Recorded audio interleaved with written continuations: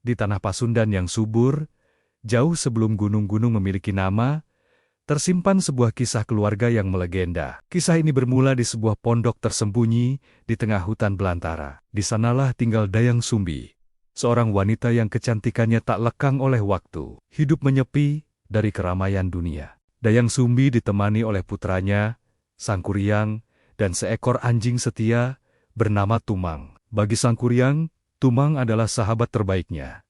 Mereka tak terpisahkan. Namun, Sangkuriang tidak tahu rahasia besar ibunya, bahwa Tumang sebenarnya adalah titisan ayah kandungnya sendiri yang terkena kutukan. Rahasia ini tersimpan rapat, menunggu waktu untuk terungkap dalam sebuah tragedi yang tak terduga. Suatu pagi, Dayang Sumbi memanggil putranya. "Anakku," pintanya lembut. "Ibu sangat ingin makan hidangan lezat dari hutan. Bisakah kau pergi mencarikan makanan terbaik untuk ibu?" Sangkuriang yang sangat menyayangi ibunya langsung menyanggupi. Dia ingin membuktikan bahwa dia adalah anak yang berbakti dan tangkas. "Siap, Bu. Aku dan Tumang akan membawakan hasil terbaik untuk ibu," janjinya dengan semangat membara. Dengan ditemani Tumang, ia pun masuk ke dalam hutan. Namun hari itu, keberuntungan sedang tidak berpihak. Berjam-jam mereka berjalan, tidak ada satupun hewan buruan yang terlihat. Hutan terasa sunyi senyap. Sangkuriang mulai panik. Matahari perlahan turun, dan dia belum mendapatkan apa-apa. Bayangan mengecewakan ibunya mulai menghantui pikirannya. Akhirnya, kesempatan itu datang. Seekor babi hutan melintas cepat. Sangkuriang segera memerintahkan Tumang, "Kejar dia. Tumang, jangan biarkan lolos." Tapi anehnya, Tumang hanya diam mematung.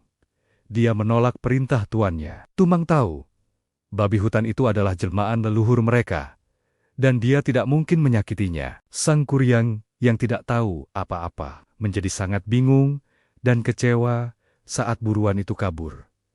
Kelelahan dan rasa lapar membuat emosi Sangkuriang meledak. Dia merasa dikhianati oleh sahabatnya sendiri. Di tengah hutan yang mulai gelap itu, amarah menguasai akal sehatnya. Sangkuriang membentak Tumang dengan keras. "Kalau kau tidak mau membantuku, untuk apa kau ikut? Pergi sana, jangan ikuti aku lagi," teriaknya. Kata-kata kasar itu menjadi perpisahan yang menyakitkan. Dengan langkah berat, Tumang menuruti perintah tuannya. Dia berjalan menjauh, menembus kabut, dan menghilang di kegelapan rimba. Sangkuriang kini sendirian. Sunyi. Rasa sesal mulai muncul. Tapi rasa takut pulang dengan tangan kosong lebih besar menguasai hatinya. Dia harus memutar otak. Malam telah tiba. Sangkuriang akhirnya memutuskan untuk pulang. Entah bagaimana caranya, di tangannya kini sudah ada bungkusan daun berisi makanan. Namun, Tumang tidak bersamanya. Sepanjang jalan pulang, pikiran Sangkuriang kalut. Dia menyusun sebuah cerita karangan. Dia akan menyembunyikan fakta bahwa dia telah mengusir Tumang. Ibu tidak boleh tahu, batinnya. Dayang Sumbi menyambut kepulangan anaknya dengan gembira. Dia menerima bungkusan itu dan segera menyajikannya. Sang ibu macan dengan lahap, memuji kerja keras anaknya, tapi Sangkuriang, dia duduk diam di sudut ruangan. Jantungnya berdegup kencang setiap kali ibunya melihat ke arah pintu. Kekhawatiran itu akhirnya terjadi. Dayang Sumbi meletakkan piringnya. Dia menyadari suasana rumah yang terlalu sepi. "Sangkuriang," tanya ibunya, "kemana Tumang? Kemana Tumang? Kenapa dia tidak pulang bersamamu?" Sangkuriang menelan ludah. Saatnya berbohong. "Tumang, dia lari ke dalam hutan. Bu, dia tersesat dan tidak mau kembali," jawabnya terbata-bata. Dayang Sumbi terdiam. Firasat seorang ibu tidak bisa dibohongi. Dia menatap mata anaknya, dan dia tahu ada sesuatu yang mengerikan yang sedang disembunyikan. Malam itu, kejujuran menjadi hal yang sangat berat. Dayang Sumbi terus bertanya keberadaan Tumang. Firasatnya mengatakan, anjing setia itu tidak sekadar hilang. Akhirnya, Sangkuriang tidak kuat lagi menahan rahasia itu. "Aku meninggalkannya, Bu. Aku Sangkuriang pelan. Aku marah padanya. Dan aku membiarkannya pergi di hutan." Pengakuan itu menghancurkan hati Dayang Sumbi. Baginya, Tumang bukan sekadar hewan, melainkan pelindung keluarga. Kehilangan Tumang sama saja kehilangan separuh jiwanya. Dalam kesedihan yang mendalam, Dayang Sumbi tak sengaja mengucapkan kata-kata pengusiran karena emosi sesaat. "Pergi kamu dari sini," isaknya. "Tinggalkan ibu sendiri. Jangan biarkan ibu melihatmu sampai kau sadar kesalahanmu." Bagi anak kecil seperti Sangkuriang, kalimat itu terdengar seperti pengusiran abadi. Dia merasa ibunya lebih menyayangi si anjing hitam daripada dirinya. Dengan hati yang patah, Sangkuriang tidak membantah. Dia berbalik badan dan berlari. Dia memilih pergi membawa rasa bersalahnya, menembus dinginnya malam, meninggalkan rumah satu-satunya yang dia kenal. Dayang Sumbi tersentak sadar, emosinya mereda, berganti kepanikan. Dia berlari ke halaman memanggil putranya. "Sangkuriang, kembali nak." Tapi terlambat. Hutan telah menelan bayangan putranya. Malam itu, karena kesalahpahaman dan emosi sesaat, ibu dan anak itu terpisah. Dayang Sumbi kini benar-benar sendirian. Waktu pun bergulir. Tahun berganti tahun, musim berganti musim. Sangkuriang terus mengembara tanpa tujuan. Alam liar menjadi gurunya. Dia mendaki gunung tertinggi, menyeberangi sungai deras, dan berguru pada banyak orang bijak. Bocah kecil yang cengeng itu kini telah hilang, berganti menjadi seorang pemuda yang gagah perkasa, tampan, dan sakti. Namun, memori masa kecilnya telah kabur. Dia lupa jalan pulang, bahkan lupa wajah ibunya sendiri. Sementara itu, di tempat asalnya, Dayang Sumbi memilih jalan spiritual. Dia menghabiskan waktunya dengan berdoa dan bertapa, memohon agar suatu hari bisa bertemu kembali dengan putranya. Doa yang tulus itu didengar oleh dewata. Dayang Sumbi dianugerahi karunia kecantikan abadi.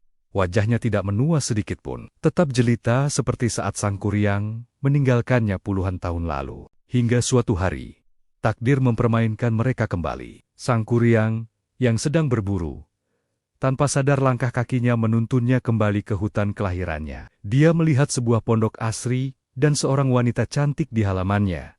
Sangkuriang terpesona. Dia tidak mengenali tempat itu, dan dia juga tidak mengenali wanita itu sebagai ibunya. "Permisi, Nisanak," sapa Sangkuriang. Dayang Sumbi menoleh, jantungnya berdesir. Di hadapannya berdiri seorang pemuda gagah dengan sorot mata yang tajam. Dayang Sumbi pun tidak mengenali putranya yang sudah berubah total. Pertemuan itu begitu singkat, namun meninggalkan kesan mendalam. Sangkuriang jatuh cinta pada pandangan pertama. Begitu pula Dayang Sumbi yang merasa nyaman dengan kehadiran pemuda asing ini. Sangkuriang memutuskan untuk tinggal sementara di sana. Hari demi hari, cinta tumbuh di antara mereka. Mereka adalah pasangan yang serasi. Sangkuriang yang kuat melindungi, Dayang Sumbi yang lembut dan penyayang. Sangkuriang pun berniat untuk melamar wanita pujaannya itu untuk menjadi istrinya. Dayang Sumbi, yang sudah lama kesepian, perlahan membuka hatinya. Dia merasa menemukan sandaran hidup yang baru. Namun, rahasia alam tidak bisa disembunyikan selamanya. Suatu siang, saat Dayang Sumbi sedang merapikan ikat kepala Sangkuriang, matanya menangkap sesuatu. Di sana, di balik rambut tebal Sangkuriang, terdapat sebuah tanda lahir yang unik. Sebuah tanda yang sangat Dayang Sumbi kenali. Tanda yang sama persis dengan yang dimiliki oleh putranya yang hilang puluhan tahun lalu. Dunia Dayang Sumbi runtuh seketika. Tubuhnya gemetar hebat. Pemuda yang dia cintai, pemuda yang akan dia nikahi, ternyata adalah Sangkuriang, darah dagingnya sendiri. Kebenaran yang terungkap itu ternyata justru membawa petaka baru. Dayang Sumbi mundur ketakutan. Dia baru saja menyadari bahwa pria gagah yang dicintainya adalah darah dagingnya sendiri. "Tidak mungkin," bisiknya dalam hati. "Kau adalah anakku, kau, Sangkuriang." Dayang Sumbi mencoba menjelaskan segalanya. Dia menunjuk bekas luka di kepala Sangkuriang, menceritakan tentang masa lalu mereka, tentang pondok kecil ini. Namun, reaksi Sangkuriang sungguh di luar dugaan. Dia tertawa kecil, menganggap ucapan Dayang Sumbi hanyalah lelucon atau sebuah alasan penolakan. Bagaimana mungkin wanita di hadapannya ini terlihat sebaya dengannya?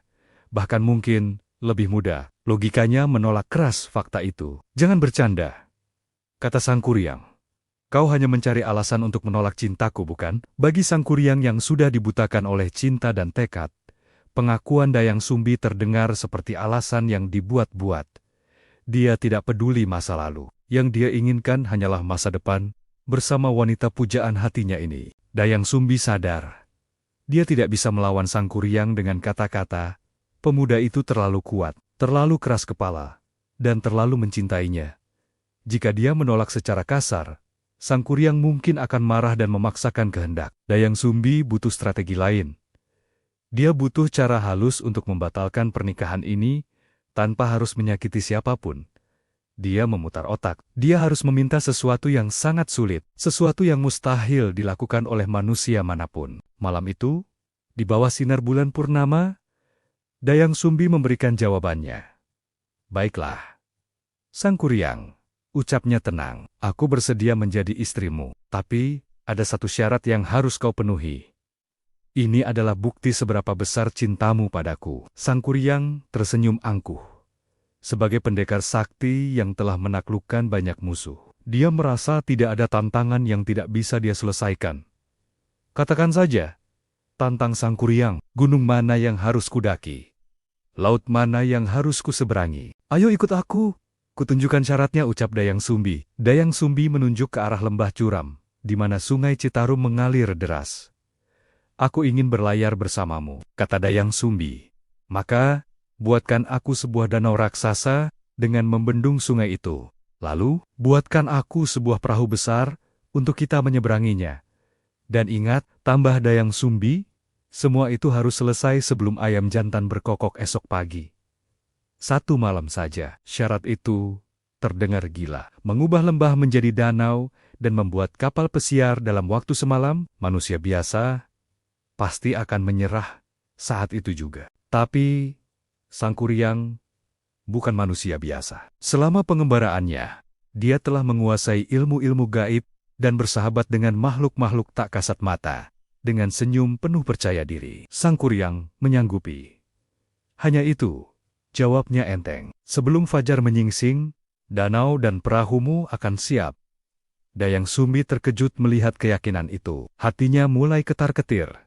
Dia merasa ada sesuatu yang tidak beres dengan pemuda ini. Sang Kuryang tidak bekerja sendirian. Dia mendaki bukit tertinggi, duduk bersila, dan mulai memanggil teman-teman lamanya. Dia memanggil para guryang, makhluk halus penghuni hutan dan gunung. Dengan kekuatan batinnya, dia memerintahkan ribuan makhluk tak kasat mata itu untuk membantunya. Angin malam berhembus kencang. Hutan yang tadinya sepi, kini dipenuhi oleh energi supranatural yang sibuk bekerja. Pemandangan yang mengerikan sekaligus menakjubkan pun terjadi. Tanpa ada tangan manusia yang menyentuh, batu-batu gunung longsor dan menutup aliran sungai Citarum. Pohon-pohon besar tumbang seolah ditebas oleh pedang raksasa.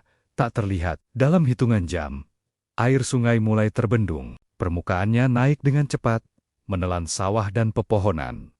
Mengubah lembah kering itu menjadi sebuah danau luas yang berkilauan, diterpa cahaya bulan.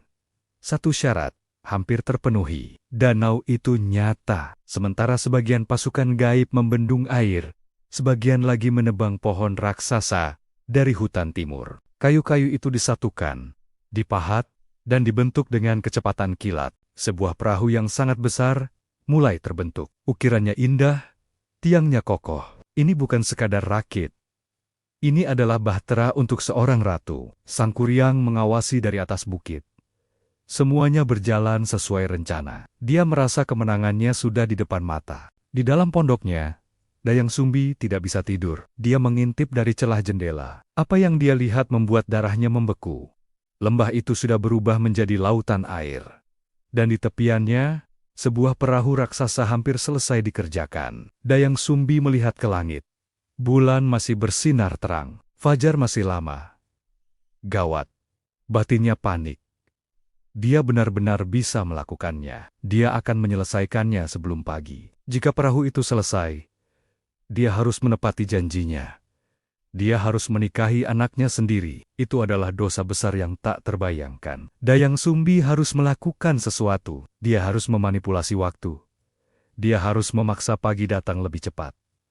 Tapi bagaimana caranya? Dayang Sumbi tak bisa tinggal diam. Ia tak bisa membiarkan takdir buruk ini terjadi. Jika fajar datang sesuai waktunya, ia akan terlambat. Maka, Dayang Sumbi harus membuat fajar itu datang lebih cepat. Dengan sisa tenaganya, ia berlari menuruni bukit menuju desa terdekat. Dia harus membangunkan semua wanita di desa itu. Dia punya sebuah rencana gila untuk menipu alam semesta. Dayang Sumbi membangunkan para wanita desa.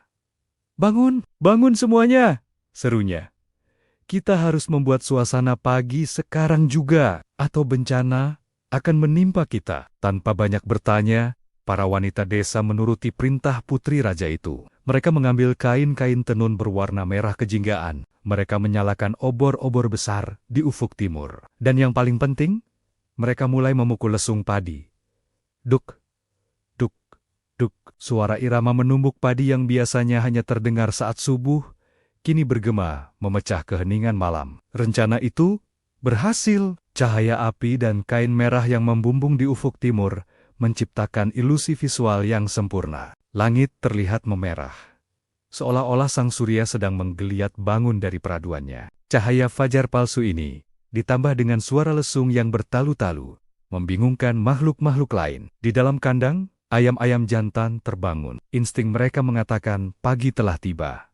Dan terjadilah kukuruyu. Satu ayam berkokok, disusul oleh ratusan ayam lainnya. Suara kokok ayam bersahut-sahutan memenuhi lembah. Bagi telinga siapapun yang mendengarnya, ini adalah tanda mutlak bahwa malam telah berakhir dan pagi telah datang. Padahal, waktu sebenarnya masih tengah malam. Di lokasi pembangunan danau, kepanikan terjadi. Pasukan makhluk halus yang membantu Sang Kuryang mendengar suara ayam dan melihat langit merah. Bagi bangsa mereka, sinar matahari adalah musuh yang membakar. Mereka mengira matahari benar-benar sudah terbit. Tanpa menunggu perintah Sang Kuryang, mereka lari ketakutan. "Matahari! Matahari sudah terbit!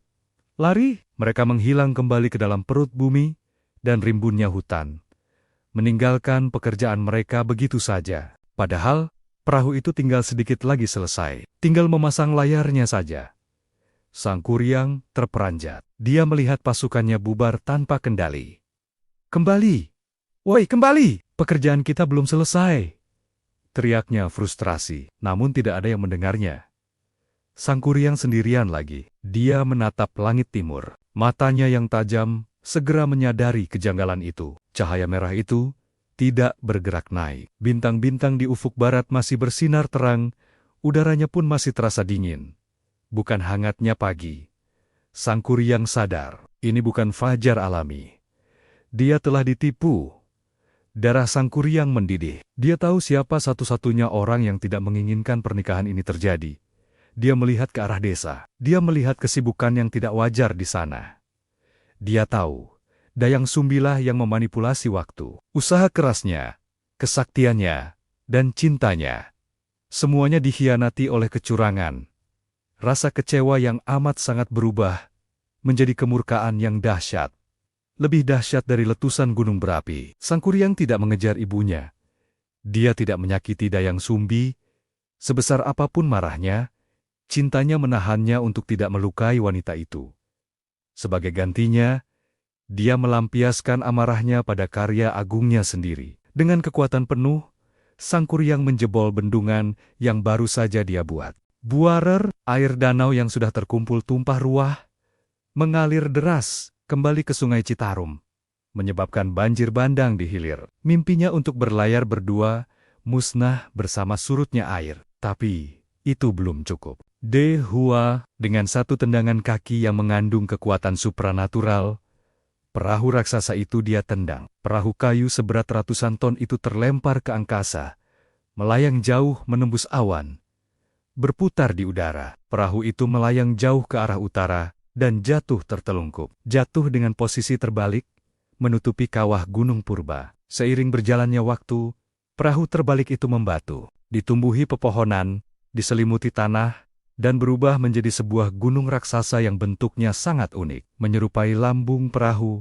yang ditelungkupkan. Gunung itulah yang kini kita kenal dengan nama Tangkuban Perahu. Namun, kisah Sang Kuryang belum berakhir di sini. Apa yang terjadi pada Sang Kuryang dan Dayang Sumbi Setelah kejadian malam itu, malam yang panjang itu akhirnya berakhir. Perahu megah yang seharusnya membawa mereka berlayar, mengarungi cinta, kini tergeletak diam, tertelungkup membeku menjadi batu. Alam merespons amarah Sang Kuryang dengan cara yang abadi. Perahu itu berubah menjadi gunung Tangkuban Perahu. Sang Kuryang berdiri terpaku. Dia menyadari bahwa dia tidak hanya kehilangan cintanya, tetapi dia juga telah mengubah wajah tanah kelahirannya untuk selamanya. Bendungan jebol, air surut, dan perahu hancur. Semuanya sia-sia. Lalu, bagaimana dengan Dayang Sumbi? Wanita itu berlari menyelamatkan diri, bukan karena takut dibunuh, tapi karena takut akan cinta terlarang yang terus mengejarnya. Dia berlari ke arah Gunung Putri. Di sana, lelah dengan takdir yang mempermainkannya, Dayang Sumbi memohon kepada Dewata agar diselamatkan dari pengejaran Sang Kuryang. Doanya terkabul. Konon, raga Dayang Sumbi menghilang, moksa menyatu dengan alam. Ada yang bilang, dia berubah menjadi sekuntum bunga jaksi yang cantik, namun tersembunyi di tengah rimbunnya hutan abadi. Dalam kesendiriannya, Sang Kuryang mengejar jejak ibunya, tapi yang dia temukan hanyalah keheningan hutan. Dia kehilangan jejak, sadar bahwa dia tidak bisa melawan takdir. Sang Kuryang pun menghilang. Tidak ada yang tahu pasti kemana perginya sang pendekar sakti itu. Masyarakat percaya dia ngahyang atau berpindah ke dimensi gaib, menjadi penjaga abadi gunung-gunung di tanah Pasundan. Kisah cinta mereka berakhir bukan dengan pernikahan, melainkan dengan perpisahan abadi yang membentuk bentang alam. Hari ini, jika kalian berkunjung ke Bandung, Jawa Barat, kalian bisa melihat bukti-bukti fisik dari legenda ini. Lihatlah, Gunung Tangkuban Perahu. Bentuknya benar-benar menyerupai perahu yang terbalik. Kawahnya yang terus mengepulkan asap belerang, seolah menggambarkan sisa-sisa emosi Sang Kuryang yang belum padam. Tidak jauh dari sana, ada Gunung Burangrang. Konon, itu berasal dari ranting-ranting pohon sisa pembuatan perahu. Dan ada Bukit Tunggul, yang dipercaya sebagai sisa tunggul pohon raksasa yang ditebang Sang Kuryang. Namun, yang paling menarik adalah fakta sains di baliknya. Para ahli geologi menemukan bahwa ribuan tahun yang lalu, wilayah Bandung memang benar-benar sebuah danau raksasa yang dikenal sebagai Danau Bandung Purba. Danau itu terbentuk akibat letusan gunung api purba yang membendung Sungai Citarum. Legenda Sang Kuryang seolah menjadi ingatan kolektif nenek moyang kita yang merekam peristiwa geologis dahsyat tersebut dalam bentuk dongeng, bahwa dulu tempat kita berpijak ini pernah tenggelam oleh air. Sobat Nusantara, kisah Sang Kuryang mengajarkan kita banyak hal. Ini adalah peringatan tentang bahaya kebohongan. Semua petaka ini bermula dari satu kebohongan kecil. Sang Kuryang di masa lalu tentang Tumang, satu kebohongan melahirkan kebohongan lain, dan akhirnya memisahkan keluarga. Kisah ini juga mengajarkan tentang bahaya amarah. Sang Kuryang memiliki kekuatan yang luar biasa, tapi dia gagal mengendalikan emosinya. Kekuatannya justru digunakan untuk merusak, bukan membangun. Dan tentu saja, tentang kasih ibu yang tak terbatas, yang rela melakukan apa saja, bahkan tipu muslihat sekalipun, demi menyelamatkan anaknya dari dosa besar.